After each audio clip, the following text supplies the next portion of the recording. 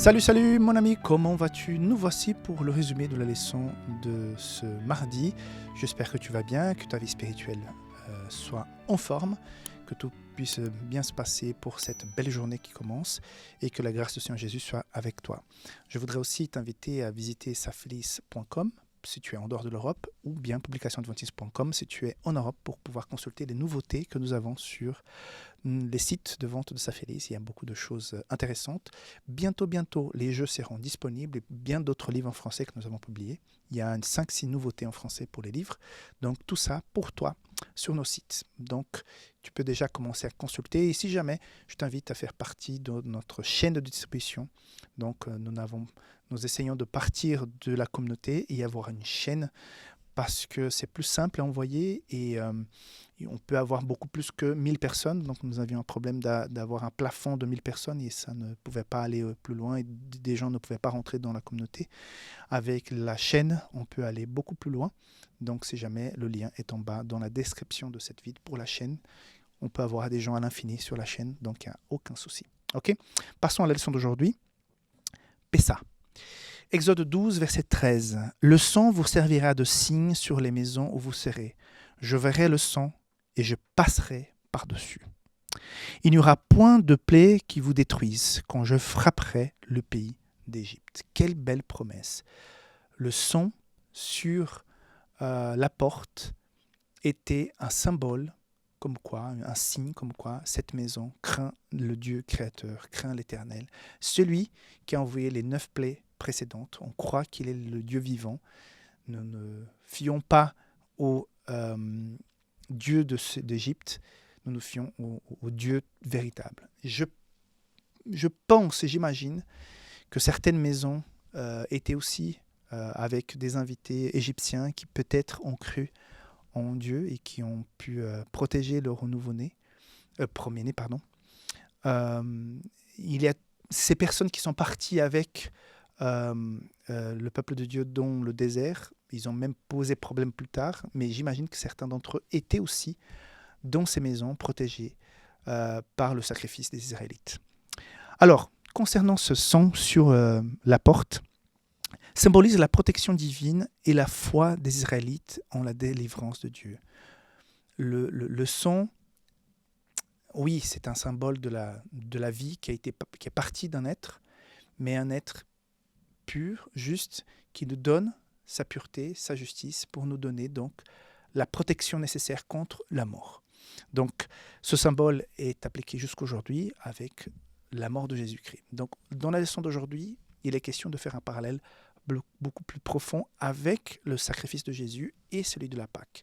C'est vrai que pendant longtemps, la Pâque a été fêtée comme la délivrance du peuple d'Égypte, son départ d'Égypte, mais en fait, la Pâque chrétienne aujourd'hui, c'est la fête de la mort de Jésus qui s'est passée à ce moment de la Pâque. Donc, ce Jésus qui meurt le vendredi, qui ressuscite le dimanche, et qui nous donne donc cette espérance dans la vie éternelle qu'il a promise pendant sa prédication ici sur terre. Il y avait aussi le pain sans levain qui faisait partie de cette cérémonie. Il n'y avait pas seulement le sang qui devait être mis sur la porte, mais ces éléments qui ne contenaient pas de levain, parce que le levain était le symbole du péché. Donc, à quelque part, cette cérémonie devait aussi être le symbole de la purification.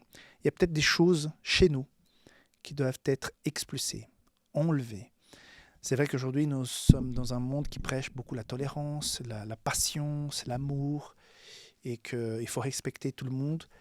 Bien sûr, on est tous d'accord qu'il faut respecter, mais dans ce respect à tout le monde, on va respecter des pratiques, des choses qui détruisent, qui sont malsaines.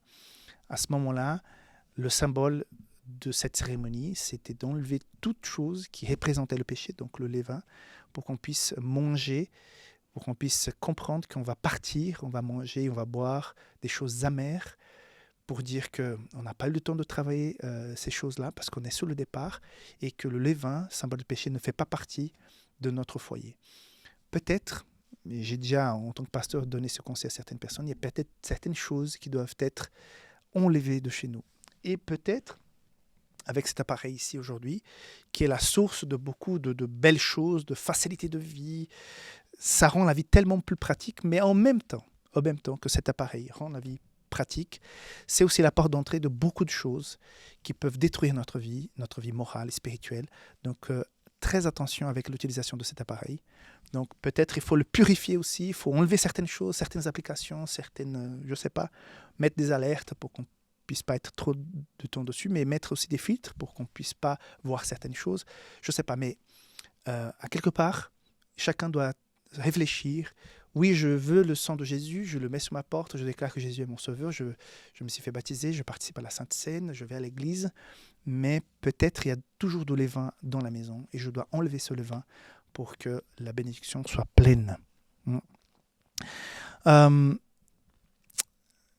nous rappelle non seulement la libération de l'esclavage en Égypte, mais aussi de notre délivrance spirituelle. À partir du moment que la personne entame une relation avec le Christ, automatiquement, il y a changement.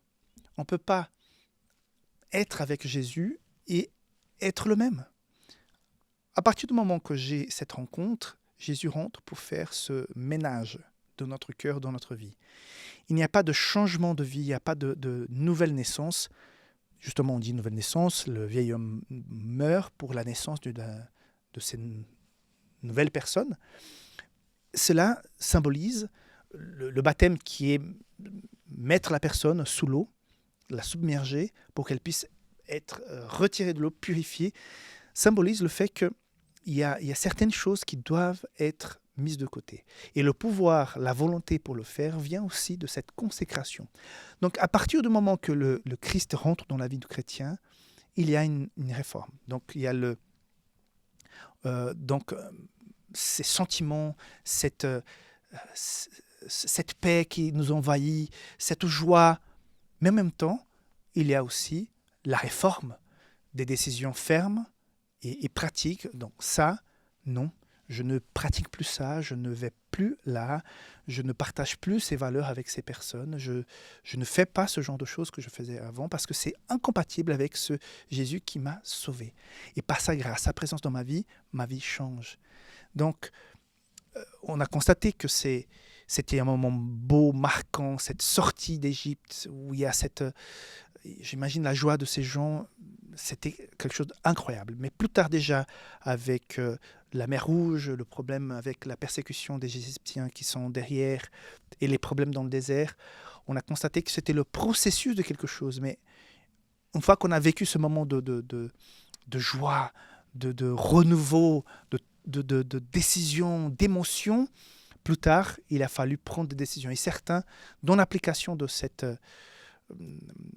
décision, ne sont pas allés jusqu'au bout et sont restés morts dans le désert. Ils n'ont pas pu atteindre la terre promise. Donc, ça nous rappelle aussi que la conversion est un processus grandissant, croissant. Donc, un jour, j'ai eu ma conversion. J'ai vécu des expériences avec le Seigneur, mais au fur et à mesure que ma vie avance, je dois continuer ce processus de conversion, continuer mes expériences, je vais dire, surnaturelles de foi avec Dieu parce qu'il est là, il est présent.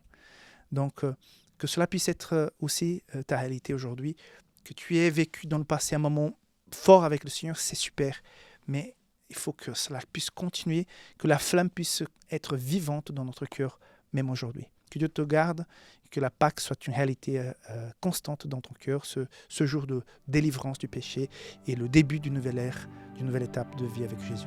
À demain, bye bye.